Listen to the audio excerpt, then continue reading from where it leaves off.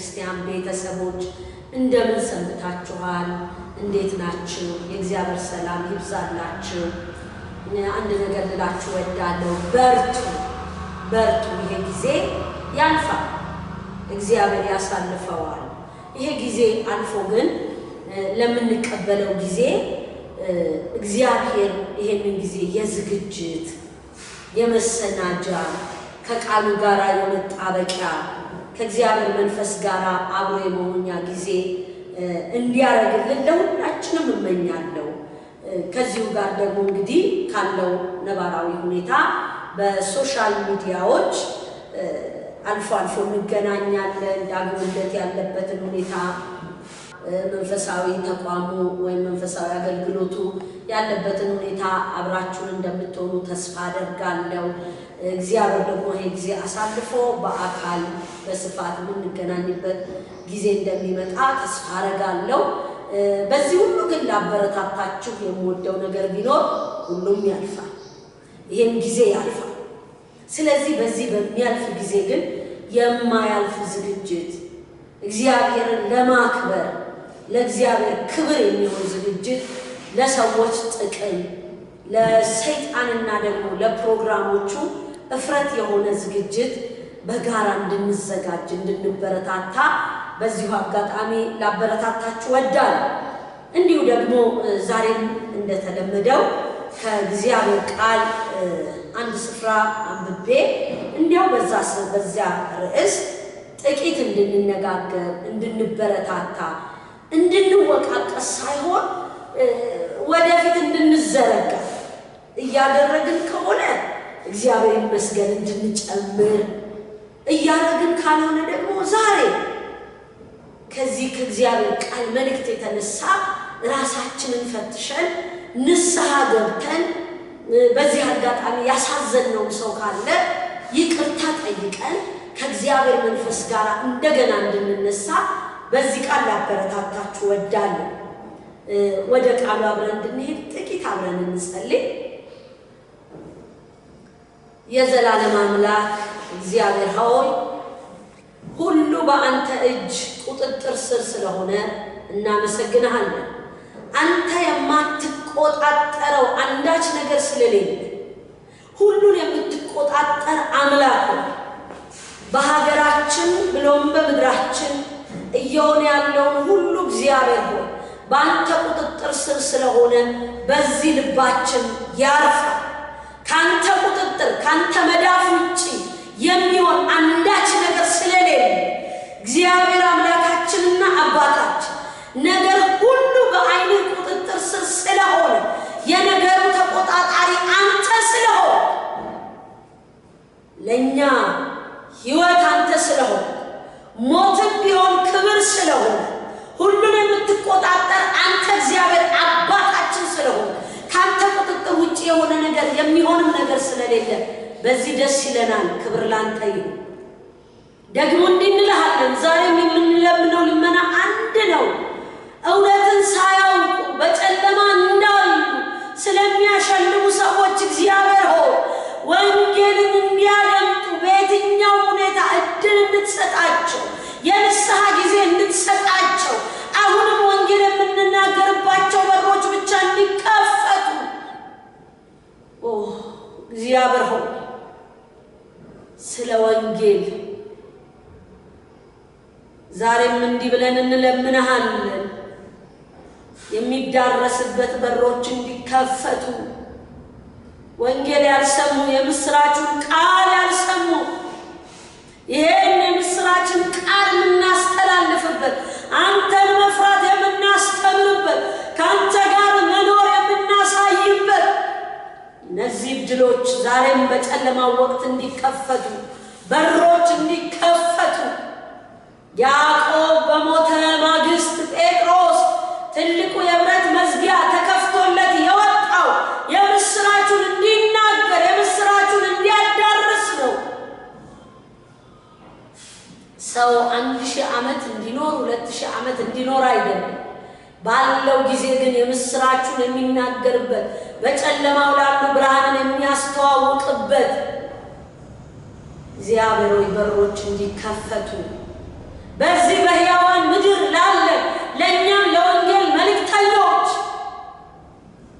ወንጌልን የምናዳርስበት ከስሜታዊነት ወጥተን በመንፈስ ቅዱስ መሪነት ወንጌልን የምናዳርስባቸው በሮች እንዲከፈቱ እድሎች እንዲቀጥሉ በክርስቶስ ለመጠቅለል ያስከውን ፕሮግራም የምታሳካብን ባሪያዎች እንድንሆን አብ የሚከብርበትን ወልድ የሚከብርበትን መንፈስ ቅዱስ የሚከበርበትን ያንን ማድረግ እንድንችል እርዳን።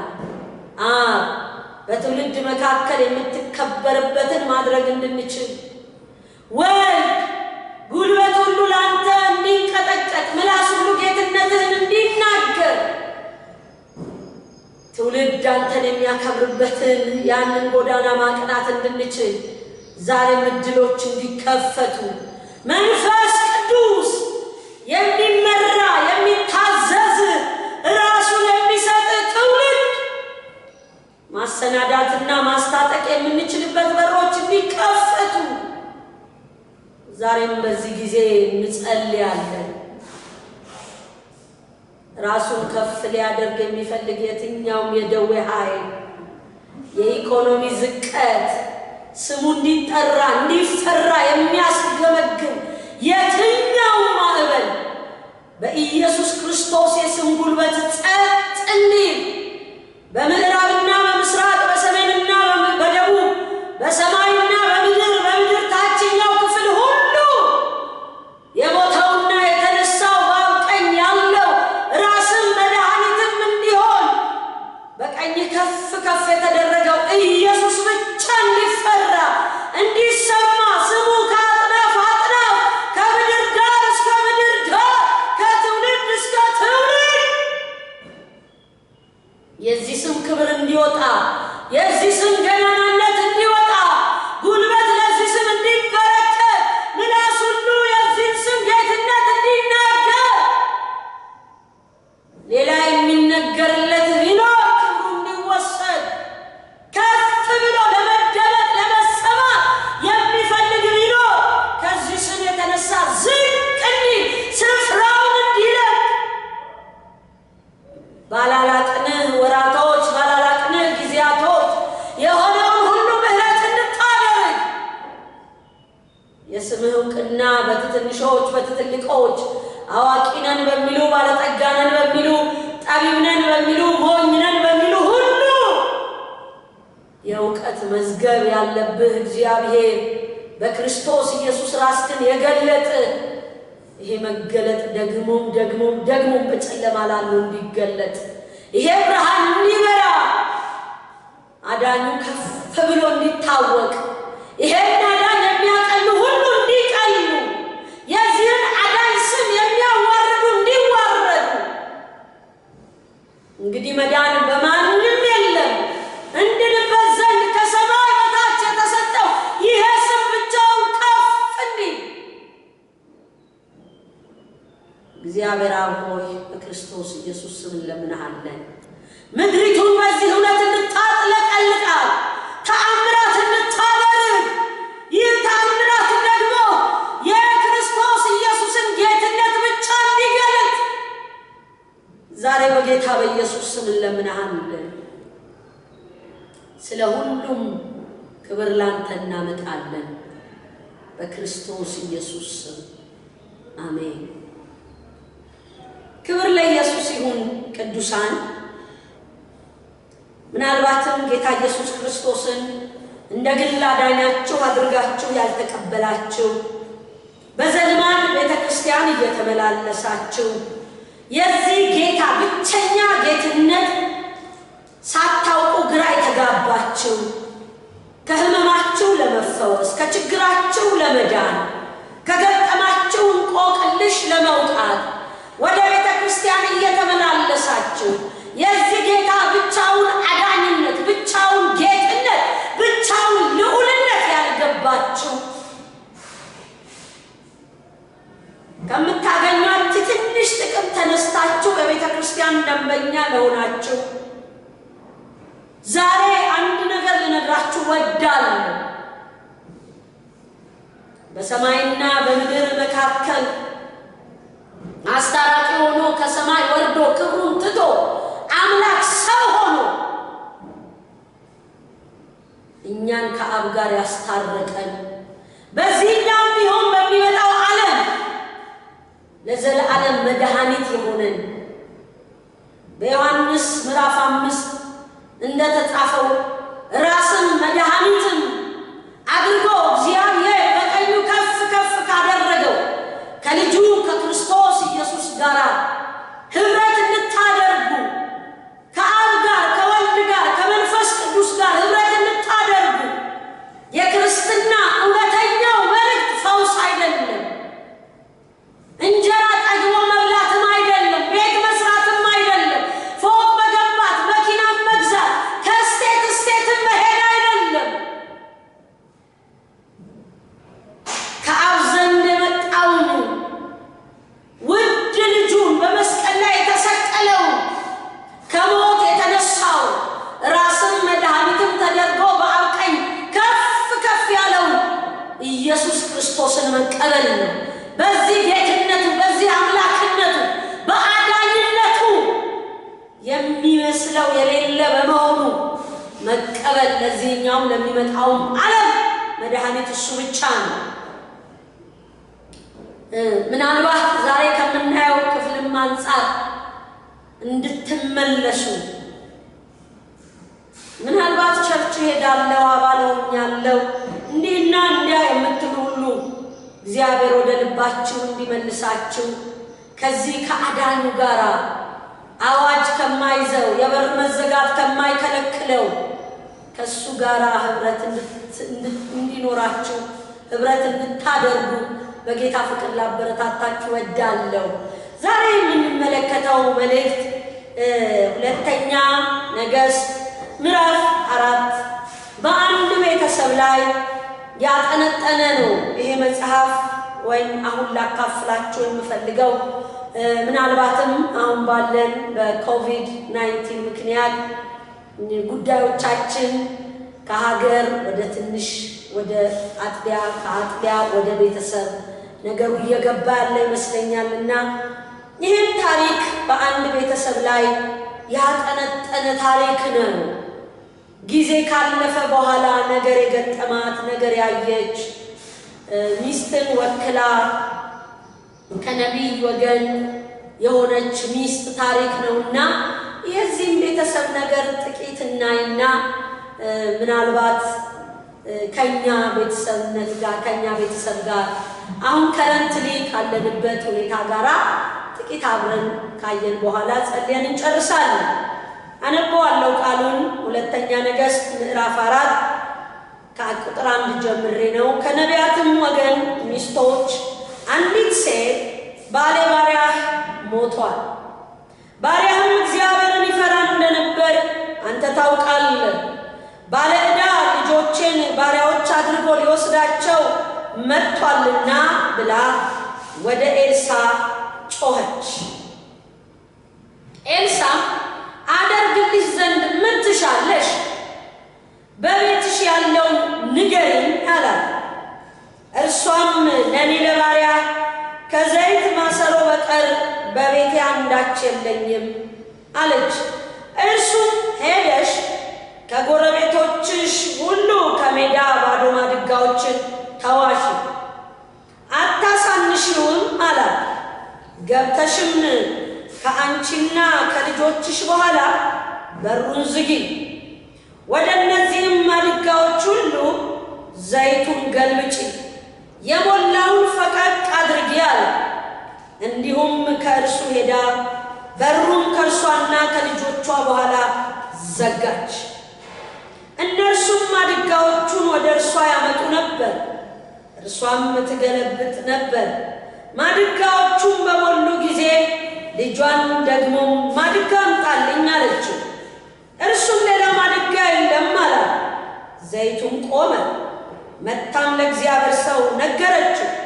እርሱም ሄደሽ ዘይቱን ሽጪ፣ ለባለ ዕዳውም ክፈይ፣ ሄደሽ ዘይቱን ሽጪ፣ ለባለ ዕዳውም ክፈይ፣ አንቺና ልጆችሽም ከተረፈው ተመገቡ አለ። የሚገርም ነው። እንዳልኳችሁ ይሄ ጉዳይ አንድ ቤተሰብ ላይ ያጠነጥናል። ከነቢያት ወገን የነበረ ግን የሞተ በሕይወት የሌለ ሚስቱ በሕይወት ያለች ልጆች ያሏት የሚገርመው ደግሞ ዕዳ የገጠመው ቤተሰብ ከዚህ የተነሳ እቺ ሴት ብዙ ነገር ያካለለች ይመስላል። ግን ወደ ኤልሳ መጣች። እንደምታውቁት ኤልሳ በቅርብ ነው አገልግሎት የጀመረው። ስለዚህ ወደ ኤልሳ መጣ ጮኸች እና ምን አድርግልሽ? ምን እንዳደርግልሽ ነው የምትፈልጊው? የሚገርመው ምን ላድርግልሽ የሚለውን ጥያቄ ወዲያው አስከትሎ በቤትሽ ምን አለ ነው ያስቀጠለው። ስለዚህ ታውቃለች ኤልሳ እንግዲህ ከዘይት ነገር ጋር የተነካካ ነገር እንዳለው የቀድሞ ነቢያቶች ከሚያገለግሉበት ወይም ከሚገለገሉበት ነገር አንዱ ዘይት ነው። ዘይትን ያው በብዙ ነገር ይወክሉታል። እቺም ሴት እንግዲህ ያነሳችው ነገር የዘይት ማሰሮ አለኝ የሚል ነገር ነው ያነሳችውና ጥቂት ስለዚህ ሴት ማለት የፈለኩትን ክፍል ላስጨብጣችሁ። ስለዚህ ቤተሰብና ይሄ ቤተሰብ አንድ ኳሊቲ አለው። በጣም በኮንፊደንስ የተናገረችው ለነብዩም በኮንፊደንስ የተናገረችው ይሄ ቤተሰብ ከቤተሰብ አልፎ ከሚስት አልፎ ከልጆች አልፎ ከጎረቤት አልፎ ነብዩ እንኳን ሳይቀር የሚያውቀው አንድ ማንነት የነበረው ባል ነበረ። አንድ ኳሊቲ ነገር የነበረው ያን ኳሊቲ ነገር እግዚአብሔርን ይፈራ ነበር። በጣም ነው የሚገርመው። እግዚአብሔርን ይፈራ እንደነበር አንተ ታውቃለህ። አንተ እንኳን የምትመሰክረው በጣም የወጣ ነገር አለው ይሄ ሰው እግዚአብሔርን መፍራት የወጣ ነገር አለው። በጣም በኮንፊደንስ ነው ለነብዩ የነገረችው። አንተ ታውቃለህ እኛ ቤት የኔ ባል ይፈራ የነበረው ነገር እንዳለ አንተ ታውቃለህ። ዛሬ ግን ያንን እግዚአብሔርን መፍራት በእኛ ቤት ሊዘረዘር አልቻለም። እኛ ቤት ውስጥ ዛሬ ያለው ፍርሃት ነው። ዛሬ ያለው ድንጋጤ ነው። ዛሬ ያለው ነገሮች ባሪያ ሊያረጉ እየዞሩ ነው። ልጆችን ሊወስዱ ነው። እነዚህን የደከመባቸው እግዚአብሔርን መፍራት ያስተማራቸውን ልጆች ባሪያ ሊያረግ ባለዳ መጥቷል። ሊወስዳቸው ነው። እኔም ለባለዳ ልሰጣቸው ነው። የምታደግበት ምንም የለኝም። ዛሬ እኛ ቤት የሚያስገመግመው የባለዳ ድምፅ ነው። በጠዋት በማታ እየመጣ የትኛውን ዋቀጂ ያደርጋለሁ፣ የትኛው ግብርና ይችላል፣ የትኛው ቢቆፍር ጥሩ ይሆናል ብሎ ጠላት ባለዳ ጠላት አለው ከትልቅ ይቅርታ ጋር ጠላት ስላል ባለዳ አበዳሪ አንድ ቀን ገር መሰለ፣ አንድ ቀን ደግ መሰለ፣ ይሄን ክፉ ቀን በዚህ ተሻገሩ ብሎ ያበደረ፣ አንድ ቀን ጥሩ ግንኙነት የነበረ፣ አንድ ቀን ሰላም የነበረ፣ አንድ ቀን ህብረት የነበረ፣ ከህብረታችን የተነሳ አበደረን ብለን ልል ያልነበር ምናልባት እሱ ሲያበድረን እሱ ቤተኛ ሲሆነን እሱ ሲጠጋጋን አልሞት የመጣው ነገር ሊኖረው ይችል ይሆናል። ዛሬ እዚያ ደግነት ውስጥ አይደለም። ዛሬ እዚያ ገርነት ውስጥ አይደለም። ዛሬ ልጆቼን ባሪያዎች አድርጎ ሊወስዳቸው መጥተዋል። ጉልበታቸውን ሊመጠምጥ መጥተዋል። እውቀታቸውን ሊወስድ መጥተዋል። ምን ትለኛለህ? ምን ትለኛለህ?